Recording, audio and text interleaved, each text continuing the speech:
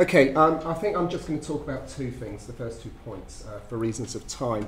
And just to say, I'm going to show quite a few images, but I'm not going to directly address them all or every quote that appears, just kind of think of it as a backdrop to the talk. So the first point I want to make is kind of deceptively simple. War is about bodies. The military theorist Clausewitz argues that war is the continuation of politics by other means, but he doesn't say what the other means are.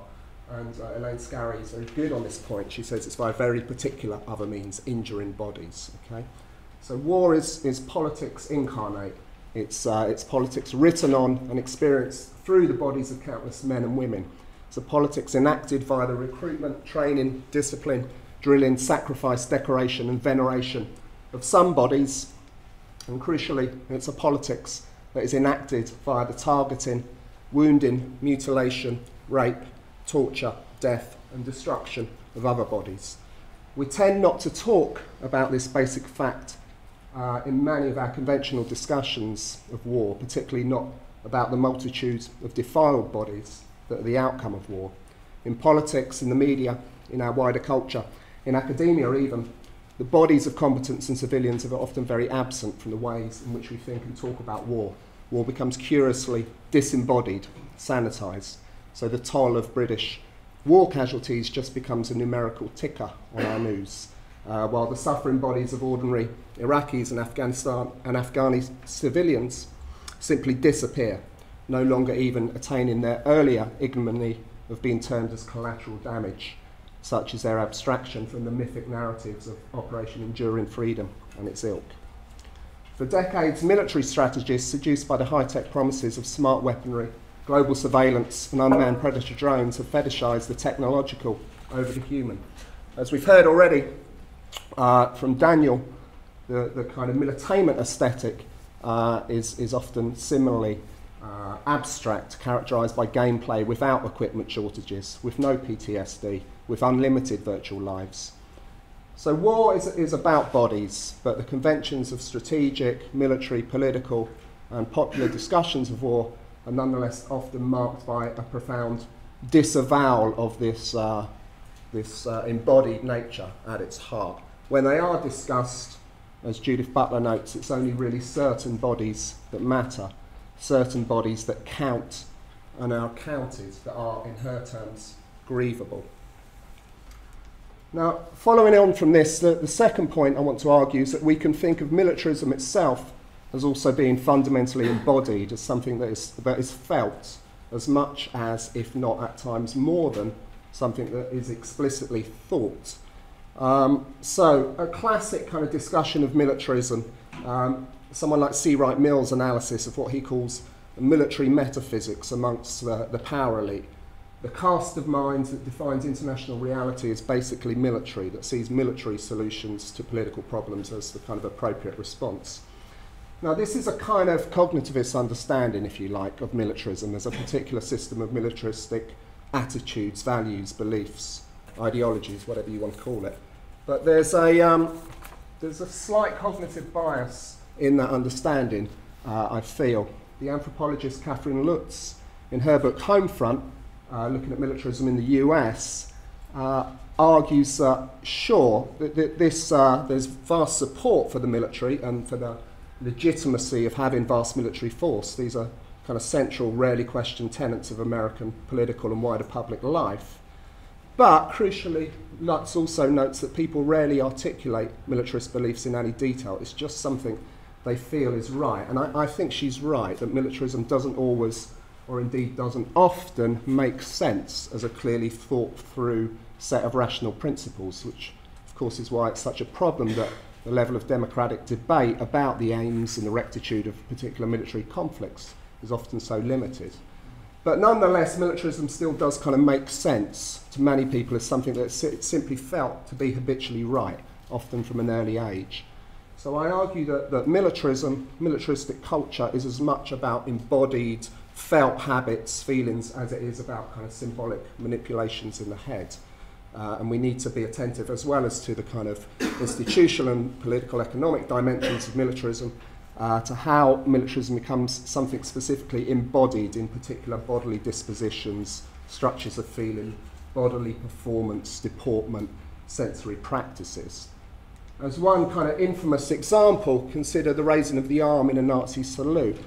As Tillman points out in his study, The Nazi Salute, The History of a Gesture, National Socialism transforms the most mundane aspect of human interaction, the everyday greeting, into an expression of militarist conformity amongst the whole society. The salute developed into a daily reflex, the greeting of choice in a matter of months, becoming the norm in schools, at work, in shops, among friends. Children were given little dolls where you could raise the right arm. Adults would denounce neighbours who refused to raise their arms, and so on.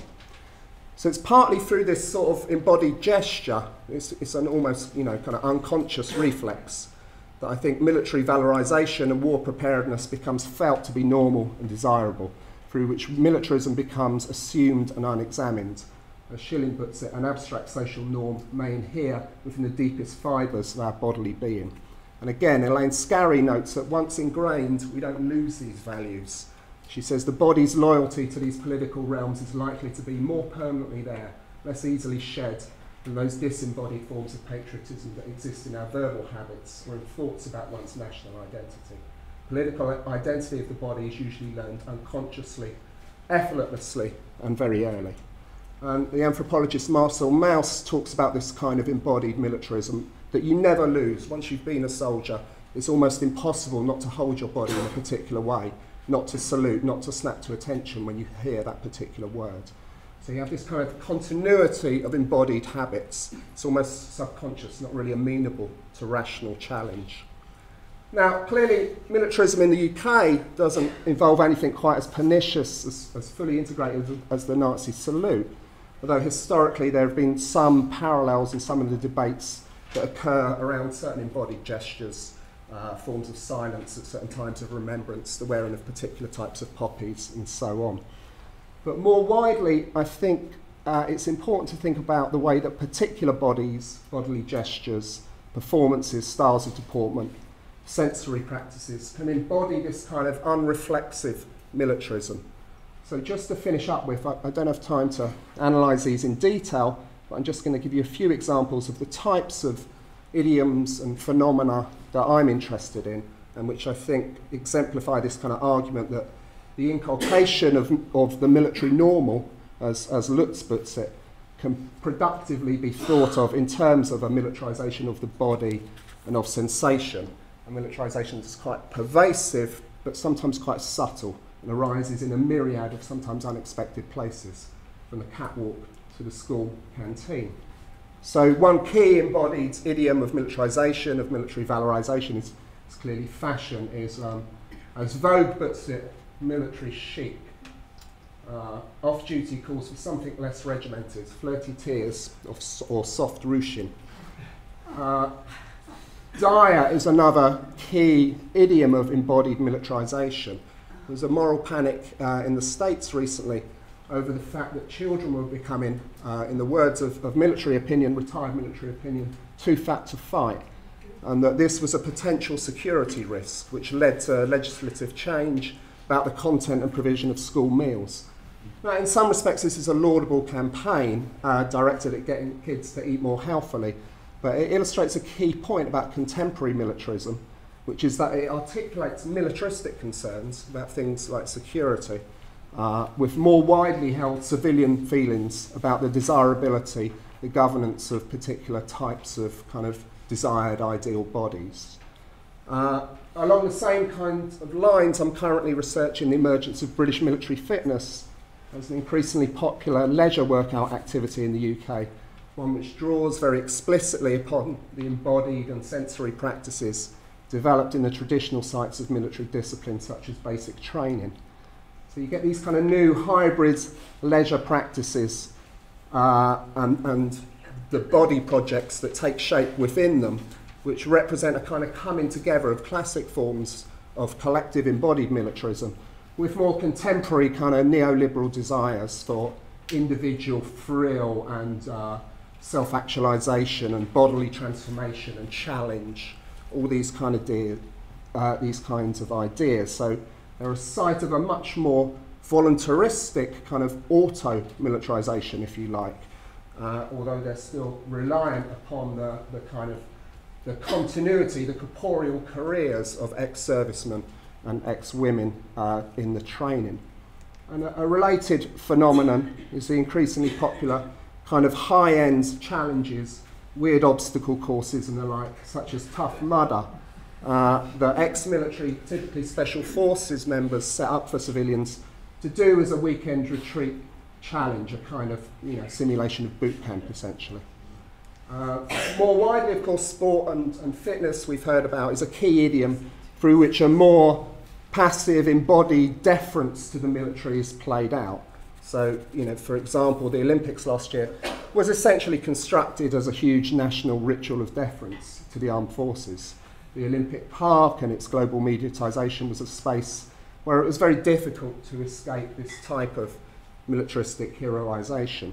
And one final example, I've done some work recently on the use of helmet cams by the British military in Afghanistan to record their activities, and the way that this has been picked up by institutions such as the BBC in their Our War series, or the Imperial War Museum in their War Story exhibition. And the crux of my analysis of this type of phenomenon is that we increasingly understand the conflict in Afghanistan from the embodied, from the sensory point of view of the soldier. We as viewers are enrolled into the sensory and emotional and embodied worlds of the soldier at the expense of developing any other more critical capacities for critical engagement with matters of military might. So the soldier's body becomes the idiom through which Afghanistan is made perceptible and palpable to us. Okay, I think I'll finish there. The key point I wanted to try and get across is that just as with the making of a soldier, the making of militarisation of a militaristic culture, society is, I think, as much as anything else, a kind of embodied process, perhaps especially when the quality of our democratic debate around the aims and the rectitude of conflicts is quite stunted. It is through these mundane, everyday embodied cultural practices that the legitimacy of having vast military force still ultimately assumes a kind of implicitness, becomes something not really thought about, but simply routinely felt in everyday life.